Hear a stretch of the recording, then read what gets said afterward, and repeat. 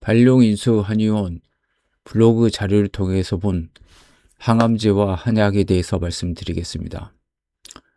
그걸 먼저 알려면 이제 한의학에도 등급으로 한약을 분류를 해놨는데 신동본초경이라는 책이 있죠. 예. 신동 씨가 쓴 책은 아니고 신동 씨의 이름만 빌려가지고 거고, 도은경이 이제 명의블록이랑 이런 책을 쓰긴 했죠. 가장 오래된 책. 그래서 이제 상품, 중품, 하품으로 했다. 상중하에 이제 품질을 나눴다. 그리고 365는 이제 도수인 거죠. 하늘에서 도는 1년이 365일이니까요. 그래서 최상품은 보약에 해당되고 독성이 없고 장기간 복용해도 인체에 해가 되지 않는다. 그래서 인상 감초, 지방 구기자 이런 것들이 있죠. 몸을 가볍게 하고 기운을 북돋으면서 늙지 않게 해주면서 수명을 연장한다. 근데 여기에 보면은 이제 단사라든지 수은 뭐 이런 것들이 이제 이쪽에 포함되어 있지 않습니까? 그래서 상품이라고 무조건 좋은 약이 아니라 이런 것들 주의해야죠. 그러니까 한의사가 필요한 거죠. 예. 무조건 좋다고 먹으면 중금속 중독으로 죽을 수가 있죠. 중품은 이제 독성이 있는 것도 있고 없는 것도 있다. 120종이다. 허약한 몸을 보호하고 병을 치료하면서 성질이 원만하면서 조화를 이룬다. 당귀나 작약이나 환기. 예. 이런 것도 사실 복약 종류에 들어가죠. 한약 쪽으로는. 예. 하품은 독성이 강해서 장기간 복용하기 부적합하다. 병이 심할 때 사용하면서 질병을 제거하고 차가운 기운이나 뜨거운 기운이 있어가지고 이런 깎아내는 거죠. 예. 쏟아낼 사자를 쓰는 사약이죠. 부자나 대왕이나 파도 같은 거. 설사시키거나 아니면 이제 너무 뜨겁고 대사를 활발하게 해서 이제 간독성 같은 거 피해를 줄 수 있는 거죠. 예. 이걸 이제 먼저 하시고 2개월 시한부 간암 환자의 기적에 대해서 이제 했습니다. MD 앤더슨에서 2개월 시한부 판단고 이제 서양학적으로 이제 할 수 있는 게 없는데 이제 젤로다랑 소음이 체질이 맞는 이제 사상 체질을 해가지고 치료를 한 상태입니다. 그래서 이제 기적적으로 7개월 만에 종양 및 병변이 대부분 소실됐다. 예. 그러나 이제 다시 알코올 중독처럼 이렇게 술을 마시고 한약을 안 먹어가지고 이제 이분 돌아가셨다 뭐 이런 내용이죠. 이걸 이제 두 편으로 나눠서 하겠습니다. 우선 이제 한약에 대해서 상품 3가지 아까 제가 말씀드린 거에 이해를 하고 얼마나 지속될 수가 있냐, 항암제에 대해서 서양학적, 그리고 한약방 통합치료 효과에 대해서 하고 그 다음에 이제 구체적인 사례를 통해서 이제 말씀드리겠습니다. 그래서 이제 온콜로지 종양학에 대해서 이제 체계적인 이제 다이나믹 역동학이 있는 거죠. 예. 그래서 이제 이피션시 효과가 좋아야 되고 그다음에 이볼루셔너리 레지스턴스, 그래서 진화적으로 이제 저항이 있어야 되고 그다음에 톡시서티 독성이 제거가 되죠. 클리어런스 돼야죠. 오늘 강의는 한약과 양약 그 차이, 그리고 항암제를 사용하는 환자분들에게 양약과 그 통합치료가 어떤 결과를 가져오는지에 대해서 근원적인 질문에 대한 답변이다. 나는 사상학적 분류법을 통해서 발룡인수 한의원 한태영 원장님 글이죠. 항암을 하고 오는 말기 환자들이 개별 약물에 어떻게 반응하는지를 따져서 몇천 명의 말기 암 환자를 보면서 그들의 약물 반응과 체질에 대한 관계를 이해할 수 있었고, 이로써 내가 분류하는 항암제의 사상 약점 분류법이 만들어진 것이다. 특이한 게 이게 뭐 한약은 뭐 사상학적 분류하는 한의사분들이 많죠. 그러나 양약에 대해서는 분류하는 분이 거의 유일하다고 볼 수가 있죠. 예. 저 같은 경우도 아스피린 같은 게 좋더라고요, 저한테. 근데 그 느낌이 있는데 아스피린 또 없어졌죠. 제가 한 초등학교 때까지 썼는데 왜 그랬을까 생각해보니까 아스피린 부작용이 있지 않습니까? 뭐 유기형이라든지 너무 혈전을 이제 없애가지고 출혈을 유발할 수가 있죠. 예. 속쓰림 같은 거 시킬 수, 그래서 이제 없어졌죠. 그런 걸 이제 보면 체질이 있는 거죠. 그 아스피린이 얼마 됐어요? 100년 넘게 됐죠. 지금 한 140, 150이 됐나요? 네, 바이엘에서 한 거. 그러니까 그렇게 오랫동안 쓰이던 약도 퇴출이라고 하면 퇴출이죠. 네, 그런 거 보면 최근에 뭐 타이레놀도 그렇고 간독성이 있다고. 이게 분명히 체질이 있는 거죠. 네. 그래서 말기암 환자 항암 과정에서 체질에 적합지 않은 항암제가 오히려 독성으로 발휘되고 더 나쁘게 작용하는 예를 많이 보았고, 이렇게 잘못 항암을 하고 나서 나빠져서 마지막으로 찾아오면 아직 체력이 있을 때는 체질에 맞는 한약과 양약, 항암제를 선택해서 치료를 하게 된다. 그러나 이런 과정에서 초기의 이전과 다르게 종양이 멈추고 좋아지고 나면 환자들이 쉽게 한약의 효용에 대해서 의심하고 양방 단독요법을 선택하신 분들인데, 이분도 보면은 아주 말기면은 단독 양약만 먹으라, 양약만 체질 구별해서 먹으라 하기도 하시는데 거의 같이 쓰이시죠. 예. 또 이제 같이 쓰면 의사들은 또 간 나빠지는데 왜 한약 먹이냐, 뭐 이런 식으로 뭐 딴지 거는 사람이 있긴 하죠. 나중에 시간이 지나고 보면 같이 통합 치료를 한 분과 약만 가지고 단독 치료를 한 분들과 경과는 현격히 다르다. 뭐 천양지차인 거죠. 그래서 오늘은 이런 한약과 양약의 차이, 그리고 항암제의 효과에 대한 지속성 문제를 다뤄보고자 한다. 한약은 약품을 3품으로 나누죠. 예. 상품, 중품, 하품이 있는 거죠. 예. 물론 이제 뭐 이게 위치에 따라서 그런 건 아니죠. 예. 전신 기초 대사 및 호르몬, 오장육부 조절하는 것, 예. 그다음에 이제 위부 사기 공격 같은 거. 이제 이건 어떻게 보면 장수식품이죠. 예.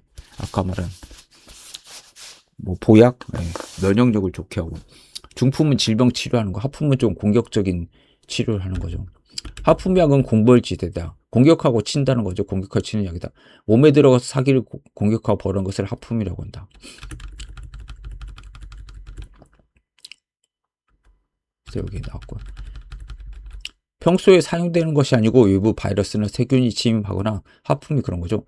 내적으로 종양이나 암등이 생겼을 때 이를 쳐내는 약으로 약성이 강하다. 소위 독약이나 독약까지 아니더라도 약성이 극단적인 약들이라 법제를 통해서 이를 완화시켜서 사용하겠다. 법제란 건 이제 수치를 하는 거죠.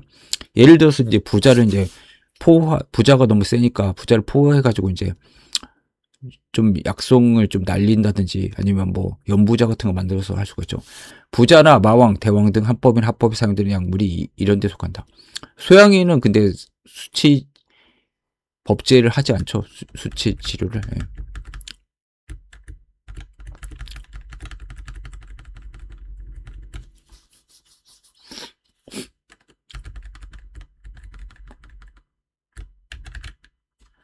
서양 의학상의 항생제, 소염제, 항암제들은 모두 이런 한약으로 보는 하품에 속한다. 소염제 자체는 어떻게 보면 근본적인 치료가 아니죠. 예. 항생제는 뭐 대신 싸워주니까 세균 대신 뭐 치료라고 할 수 있지만, 이들의 성향은 강하고 몸에서 나쁜 것을 빼내는 역할을 하기 때문에 일부 몸의 기능에서 문제를 일으킬 수 있다. 이 점이 서양에서 단지 항암을 해서는 오래가지 못하고 암이 재발하고 일반적인 항암제 시효가 6개월 정도 이상이면 더 이상 듣지 않는다는 이야기를 하고 항암을 바꿔야 하는 이유가 된다. 한약은 이 점에서 이런 문제를 보완하는 중품과 상품이 약재들이 있어서 하품이 약을 깎아내리는 몸의 기능, 즉 죽이기 위해서 폭탄을 떨어뜨리는 데 때문에 우리 몸도 상할 수 있는 기능을 대처하는 중품과 상품의 약을 같이 사용하면서 몸이 빨리 회복돼서 지속적인 항암에도 견딜 수 있는 거죠. 그렇다고 해서 보약만 쓰는 것도 웃기죠. 예, 한약적으로 아무 생각 없이 그러면 어떻게 됩니까? 암세포가 보약 기운만 쪽쪽 빨아먹게 되죠. 예. 그러니까 이게 체질에 맞춰서 써야 되는 거죠. 오장의 기능 보조제. 중품은 기능을 하는 것이다. 특정한 기능을 도와주는 효능이 있는 것이다. 정력이 약하든지 시력이 어둡다든지 소화가 잘 안 된다든지 하면 이에 관련된 장기 한의학에서 오장이 중심돼서 오장의 기능 저하가 개별적인 증상을 표현한다고 보았기 때문에 이런 장기를 도우면서 특별한 기능을 돋구어주는 약이다.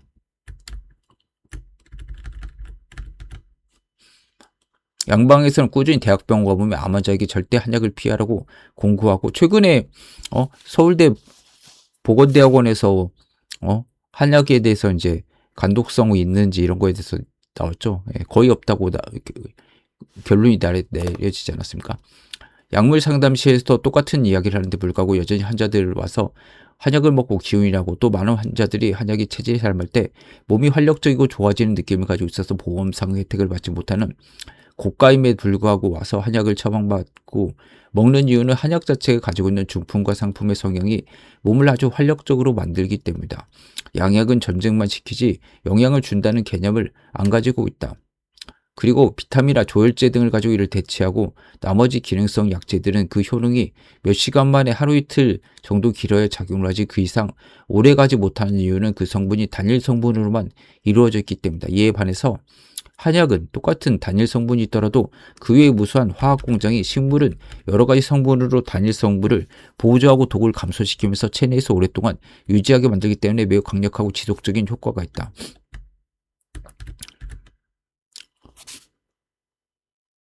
그래서 이제 전해질 및 호르몬 조절, 조혈 기능 강화, 비타민 공급, 체력 향상과 면역 시스템 강화를 할 수가 있죠. 네. 체질에 맞게 써야지. 녹용은 산약은 이제 태음이고 인삼은 소음에, 숙지형은 소양인한테 써야죠. 그리고 상품 그야말로 체질에 맞기만 하면 언제든지 먹으면서 도움이 되는 약으로 소위 말하는 보약이다. 저 같은 경우도 인삼 거의 상복하는데 괜찮더라고요. 안주 먹다가 안 먹으니까 조금 부작용이 좀 있더라고요.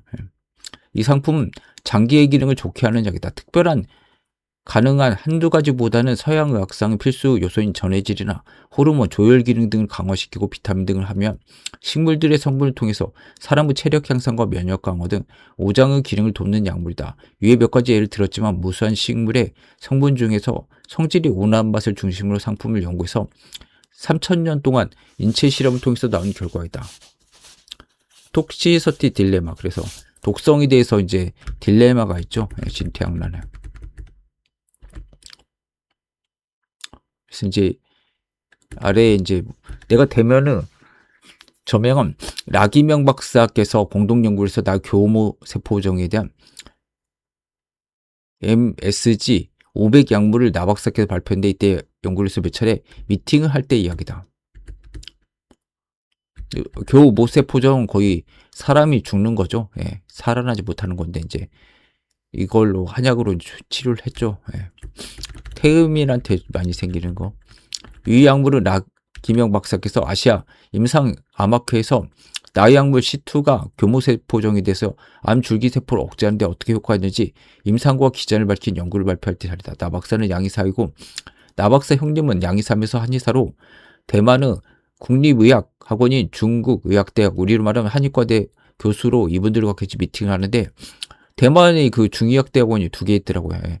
그리고 보면 저도 한번 대만 가봤는데 뭐 한의원이 좀 있더라고요. 예. 한의원처럼 한국처럼. 예. 근데 그렇게 활성화되어 있는 것 같지 않더라고요. 왜 그러냐면 숫자가 너무 적으니까. 대만 인구 자체가 적은데도 예. 대만 인구가 한국보단 적지 않습니까? 예. 지역도 적고.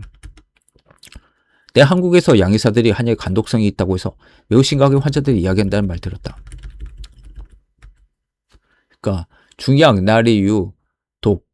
그래서 한약이 나리 어디에 이란 뜻이죠. 나리. 이거 성조를 제가 못 내겠네요. 예. 독이 있냐고 이렇게 대답을 했죠. 예.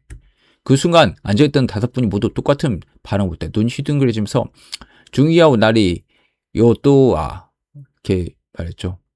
그래서 너무들 화들짝 놀라는 표정을 한순간에 5분이 모두 동시에 터져났다. 마치 기가 막히다는 소리를 듣는다는 식으로. 이는 그 자리에 양의사가 2분이나 있었는데도 그런 반응한다는 것은 오랜 3000년 경험 속에서 자리 잡은 중약의 무게와 신뢰를 만다. 뭐 없지는 않죠. 잘못 쓰면은. 예. 근데 월등하게 적은 거죠. 예. 그리고 독이 있는 약, 한약은 뭐 거의 다 알려져 있으니까 그런 것들 피해야 되고, 그렇다고 해도 체질에 맞춰서 이제 전문가들 있으면은 문제가 그렇게 없는 거죠. 저 같은 경우도 간독성 나타난 게 몇천 명 했는데 딱 한 분 있었습니다. 예. 그 부자 때문에 생겼는데. 예. 그러니까 물론 이제 그것 때문이라고는 100% 할 수는 없죠. 아무튼 뭐 그때 생기긴 생겼으니까. 항암제 효과의 지속성 얼마나 유지될 수가 있는가. 항암제에 관해서는 양방은 체질 개념을 갖고 있지 않기 때문에 체질에 맞지 않는 항암제 부작용으로 종양이 더 빨리 자라는 문제를 항암제가 반응 안 보인다는 식으로 치부하고 한다. 나의 견해는 그게 아니고 오히려 더 빨리 종양을 증가시킨다고 한다. 이런 점에서 1세대 항암제인 화학치료제는 키모세라피죠. 세포독성과 함께 체질에 맞지 않을 때는 아주 심각한 문제를 일으킨다. 원래 화학치료제가 1차 세계대전 독가스, 겨자가스로 시작한 거 아닙니까? 예. 사람 죽이려고 만든 거.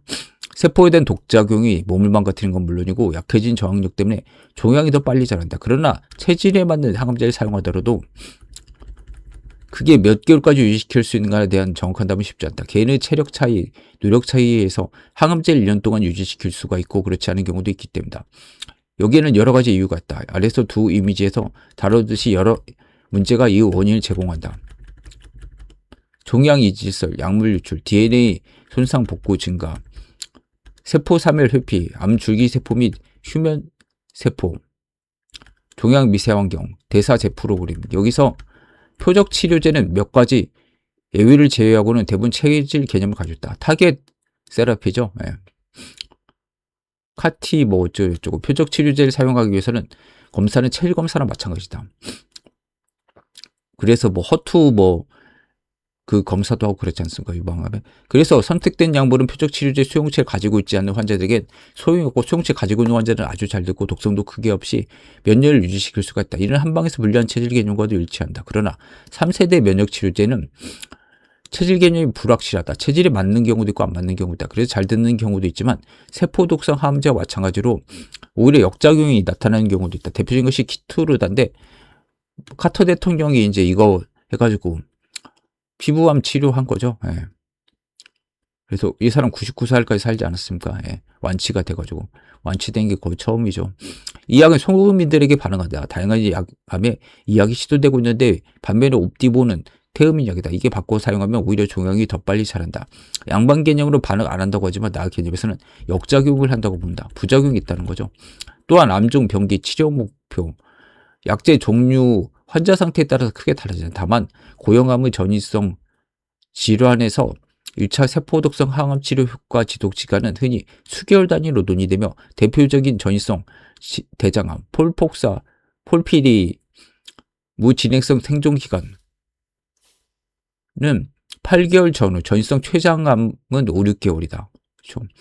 젬시타빈, 소음인약이랑 파클리탁셀, 태음인약. 지금 이게 약을 섞고 있기 때문에 오래 못 사는 거죠. 췌장암이. 약간 그 한태영 원장님 이런 식으로 얘기합니다. 예.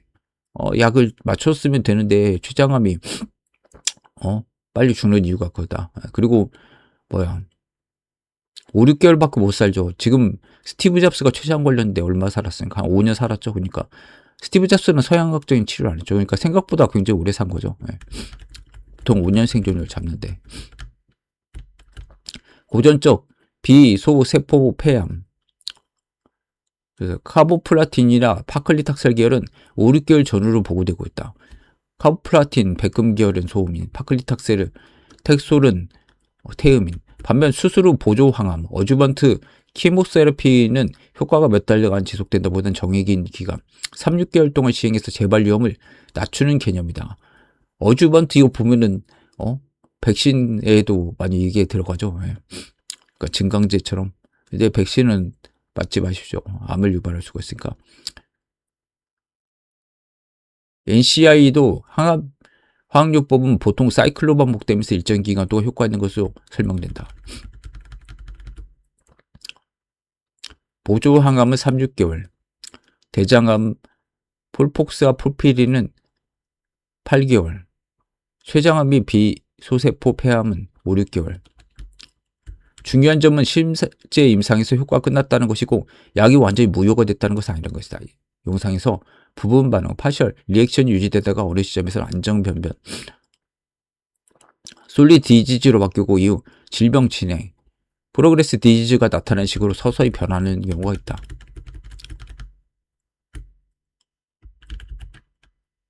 스테이블 디지즈네. 예를 들어서 진행성 대장암에선 초기 반응 여부를 6에서 12주 시점에서 평가하는 것이 예후와 연관된다 보고있다. 즉 항암제 효과는 2, 3개월에 반응이 보이기 시작하고 그 후 몇 개월간 지속되다가 내성 때문에 약해진 패턴이 흔하다. 예. 그래서 레지스턴스가 있는 거죠. 인슐린만 저항성이 있는 게 아니라 항암제도 있는 거 아닙니까?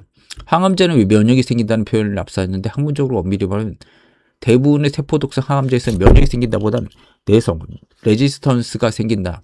항암제는 세균이 내성을 얻는 것과 비슷하게 암세포 집단이 치료 압력 아래에서 살아남는 클론이 선택되거나, 원래부터 어떻게 보면 살아남는 유전자가 생기는 거죠. 얘네들도 진화할 거 아닙니까? 예.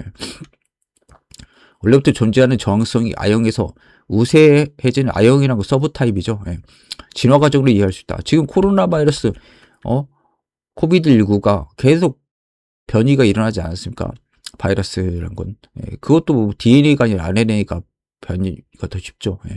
계속 바뀌죠. 얘네들이 죽겠습니까? 이런 거 한다고. 예, 계속 바꾸면서 가면을 쓰면서 이제 살아남는 거죠. NCI도 치료 저항성 어느 수준의 수주 안에 어떤 경우는 수개월에서 수주 후 나타날 수 있다고 설명한다. 항암 내성은 대체로 아래축으로 정리했다. 첫째는 종양 이질성, 튜머, 헤테로제너티다. 종양 처음부터 유전적으로 동일한 세포 덩어리가 아니라 여러 아형이 섞인 집단에서 항암제가 민감한 세포는 죽고 덜 민감한 세포가 살아납니다.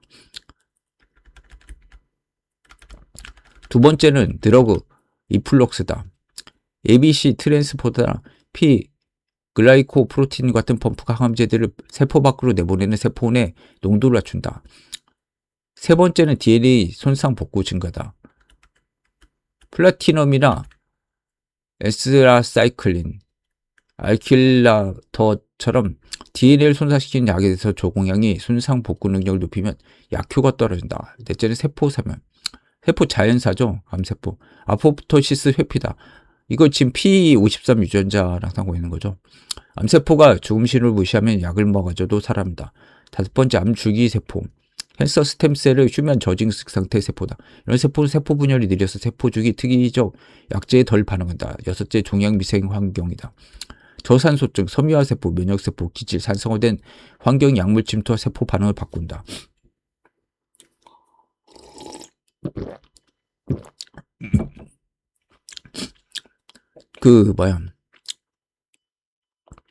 뉴트로필이 있지 않습니까? 백혈구 중에서. 그리고 중성구가 늘어나면은 종양 미세 환경이 굉장히 나빠진 거죠. 염증성 상태로.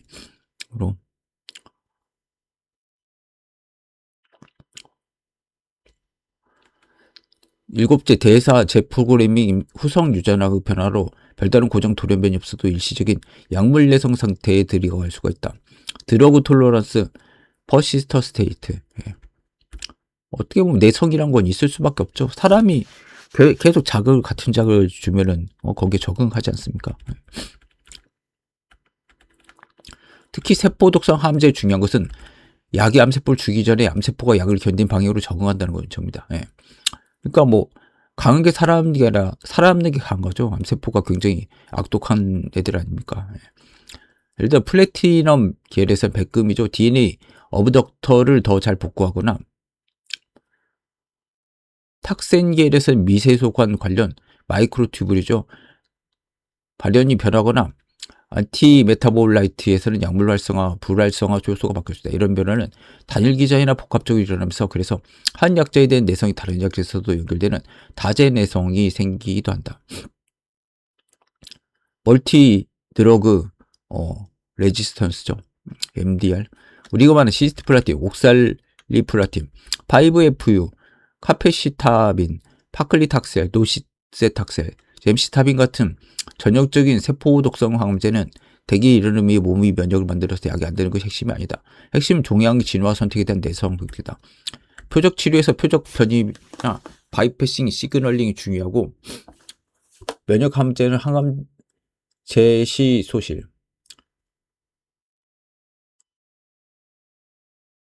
항원이 이제 딱 그 신분증 검사를 하는 거죠. 그다음 인터페론 시그널링 이상, T셀 엑스클루션 등이 중요하지만 세포 독성 항암제에서는 위에 설명한 약물 육주율, DNA 복구, 세포 사멸 회피, 줄기세포성이 더 핵심이다. 실제 임상에서 효과가 얼마 길지 예측할 때는 약 자체보다 반응 깊이, 뎁스 오브 리스폰스, 첫 영상평가 시점 후 반응 여부, 분자 표지, 튜머 마크죠. 이 COG 수행도, 이스턴 오퍼레이티브 온콜로지 그룹이죠. 그래서 일상생활을 암에 걸렸는데 잘할 수가 있느냐 이거죠. 장기 기능, 전이 부위, 이전 치료력 등이 주다. 예를 들면 동일한 레지먼이라도 어떤 환자는 식이요법, 운동요법이죠. 2, 3개월 안에 진행하고 어떤 환자는 1년 이상 유지한다. 그래서 참 반응성이 굉장히 크죠. 의사하고 운동 되게 열심히 하고 태음인 소음인은 소금을 잘 먹고 뭐 이런 식이요법 잘하는 사람은 오래 살고 체질식이 잘하고 이런 거 안 하는 사람은 뭐 금방 죽죠. 뭐 가난 환자도 뭐 술 마시면 뭐 어쩔 수 없는 거 아닙니까? 아무리 치료 잘해도. 그래서 보통은 이 약은 몇 개월 간다라고 단정하지 않고 해당 암종의 미디엄 중위값이죠. PFS 무진행 생존 기간 프로그레션 프리 서바이벌을 기준점으로 삼 때 환자 개인 변수를 보정한다. 정리하면 이렇다. 보조항암은 대개 3에서 6개월처럼 정해진 기간 치료한다. 전이성 고형암은 1차, 세포독성 항암은 효과 지속이 흔히 수개월이며 암종별, 메디안, PFS는 자주 4에서 8개월대에 분포한다. 약이 안 듣게 된 중요 이유는 몸에 면역이 생겨서 그런 암세포 내성액들과 선택이다. 내성액심은 이질성, 약물 유출, DNA 복구, 아포프토시스, 자연사정, 회피, 암줄기세포, 미세환경, 후성 유전학 등의 내용이다. 후성 유전학은 이제 유전자가 변하는 거죠, 나중에. 양압막 한방치료 효과.